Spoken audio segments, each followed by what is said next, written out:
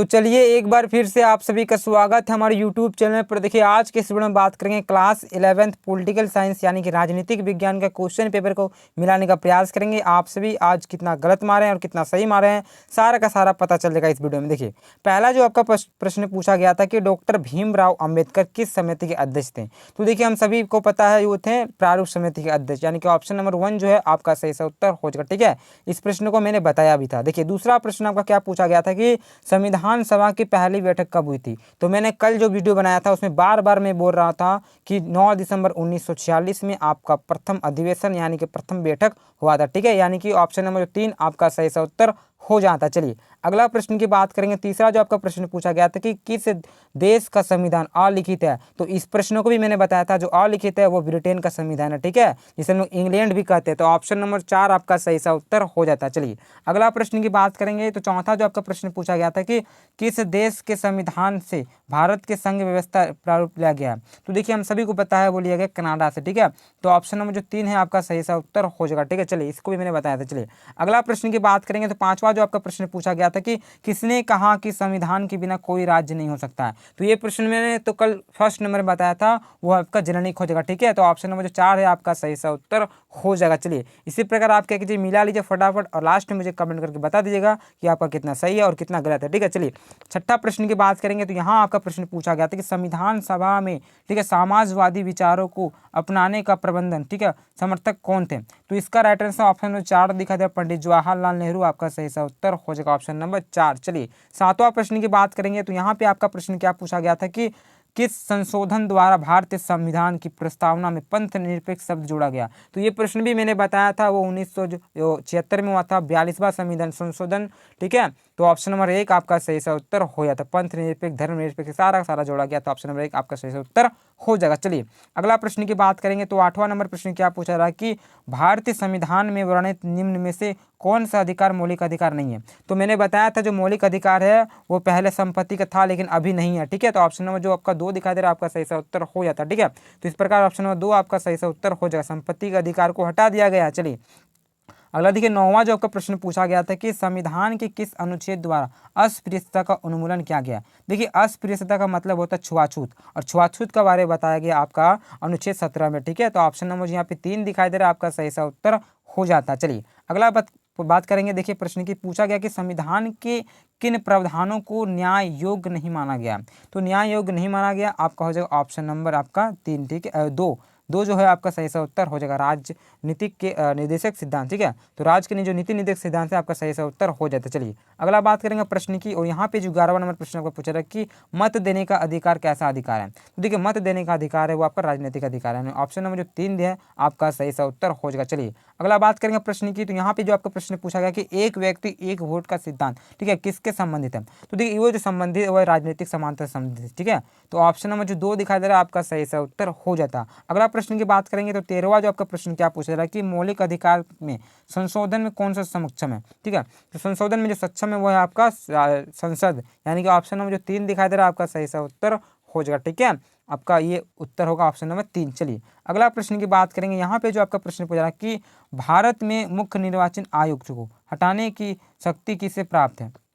तो इसे जो हटाने का शक्ति है वो राष्ट्रपति को प्राप्त है। ठीक है, तो ऑप्शन नंबर जो 1 जो दिखाई दे रहा है आपका सही सा उत्तर हो जाएगा। चलिए अगला प्रश्न की बात करेंगे। और यहाँ पे जो आपका प्रश्न पूछा गया कि भारतीय संविधान के किस भाग में जो चुनाव आयोग है इसकी व्यवस्था की गई। तो देखिए चुनाव आयोग के बारे में हम लोग सभी जानते हैं जो अनुच्छेद 15 जो है उसके जो भाग 15 है उसमें बताएगा। ठीक है, तो भाग 15 ऑप्शन नंबर जो 1 जो दिखा दे रहा है आपका सही सा उत्तर हो जाएगा। अगर अनुच्छेद पे है तो 324 होगा। ठीक है, यहाँ भाग पूछा गया यानी कि ऑप्शन जो 1 जो दिखाई दे रहा है भाग 15 आपका सही सा उत्तर हो जाएगा। चलिए अगला प्रश्न की बात करेंगे। तो यहाँ पे 16वां प्रश्न पूछा है कि महिला प्रतिनिधित्व का प्रबंधन समर्थन किसने किया।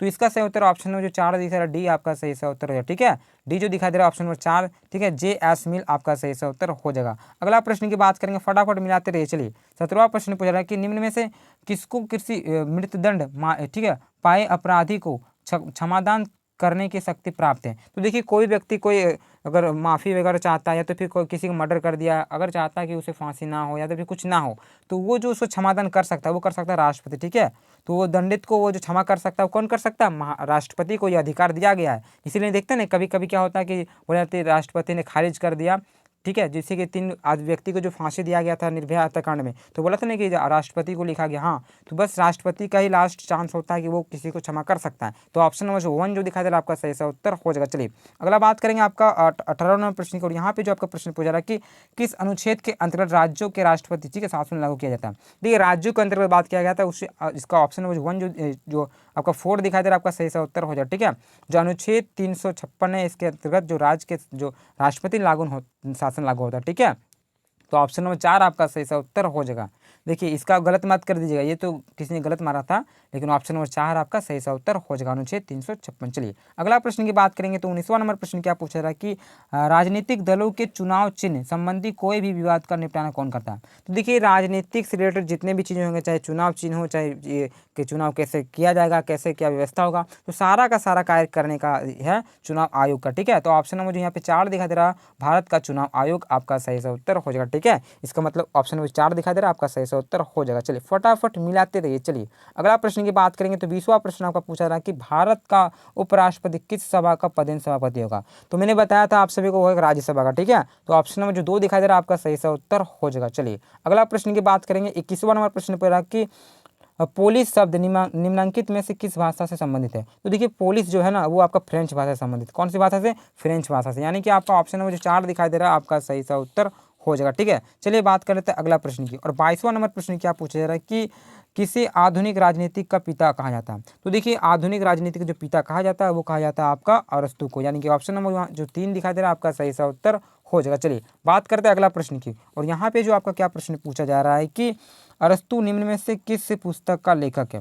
तो कि अरस्तु बोला गया ना, तो इनमें से आपका जो ऑप्शन नंबर 4 दिखाई दे रहा है पॉलिटिक्स आपका सही सा उत्तर हो जाएगा। ठीक है, जो ऑप्शन नंबर 4 दिखाई दे रहा है आपका सही सा उत्तर हो जाएगा। चलिए अगला प्रश्न की बात करेंगे तो 24वां नंबर प्रश्न पूछा जा रहा है कि राजनीतिक विज्ञान शक्ति का विज्ञान है, किसने कहा। तो देखिए ये जो कहा है ऑप्शन नंबर 1 जो दिखा दे रहा है कैटलिन आपका सही सा उत्तर हो जाएगा। ठीक है, ऑप्शन नंबर 1 जो दिखा दे रहा है कैटलिन आपका सही सा उत्तर हो जाएगा। अगला प्रश्न की बात करेंगे तो यहाँ पे 25वां नंबर प्रश्न पूछा कि आंग सान सू ठीक है किस देश के संबंधित है। क्योंकि आंग सान सू दे आप सभी सोचेंगे कि चीन का है, लेकिन चीन का नहीं है। ठीक है, जो ऑप्शन नंबर जो 2 दिखा दे रहा है म्यांमार आपका सही सा उत्तर हो जाएगा। ठीक है, ठीक है, बर्मा जिसे हम लोग कहते हैं, तो ऑप्शन नंबर 2 आपका सही सा उत्तर हो जाएगा। चलिए अगला प्रश्न की बात करेंगे तो 26वां प्रश्न पूछा रहा है कि जब हम स्वयं पर शासन करना सीखते हैं तभी स्वराज है, किसका कथन है। तो ये जो कथन है वो हमारा महात्मा गांधी का। ठीक है, तो जो बापू हैं आपके ऑप्शन नंबर 3 दिखा दे रहे हैं महात्मा गांधी आपका सही सा उत्तर हो जाएगा। ठीक है, आप क्या कीजिएगा फटाफट आंसर मिला लीजिए, उसके बाद आपका एग्जाम जो हिंदी का है, जो बच्चे का हिंदी का है, तो आप हिंदी का मैं वीडियो अपलोड कर दूंगा, आप देख लीजिए फटाफट। मैं इसके बाद पब्लिक करने वाला हिंदी का मैंने बनाकर रख दिया PDF वगैरह साथ। ठीक है,